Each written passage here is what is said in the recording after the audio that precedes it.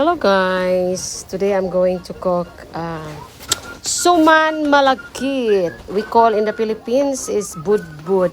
It's kind of like a dessert in the Philippines and super yummy guys, yummy. So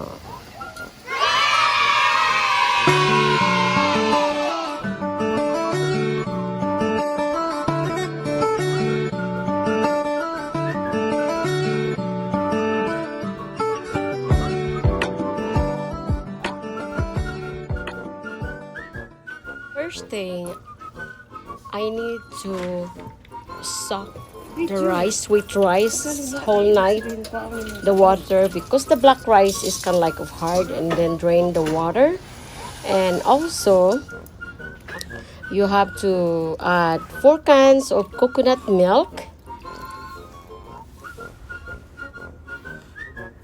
This is 4 cans of coconut milk, guys. I bought in Walmart, or you can buy HEB or Oriental. And then you have to mix it really good. So the coconut milk goes through to the sweet rice. And then after that, making sure you have to add 2 times of ginger to make a flavor, like a little bit spicy, and 1 tablespoon of salt, or I add 1 cup of either brown sugar or white sugar. So total is 1 cup of sugar, guys. And then you have to mix it really good until the coconut milk is turned dry and get little bit sweet rice is half cooked. As you can see now, the sweet rice goes to like dry now, and now you get like make it your stir it very well and try. And then after that, you have to burn the banana leaves to avoid tear the banana. And also after you burn it, you have to wipe down everything really good so the dust or dirty can get rid of. And also you have to cut the banana leaves with the way I cut, like that, the size, so you can put the sweet rice. But before I wrap the banana, guys, the sweet rice to the banana, I need to put like a little bit of brush oil, olive oil, or regular oil, vegetable oil, and then you have to put the sweet rice. So now you have to roll that, make it sure like that, and then after that you have to wrap it. That's the way I wrap.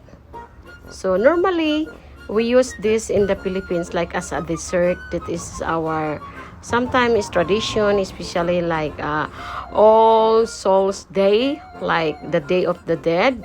We're doing this. We're going to cook this and cook, and sometimes we bring the cemetery and eat, or sometimes we offer to the dead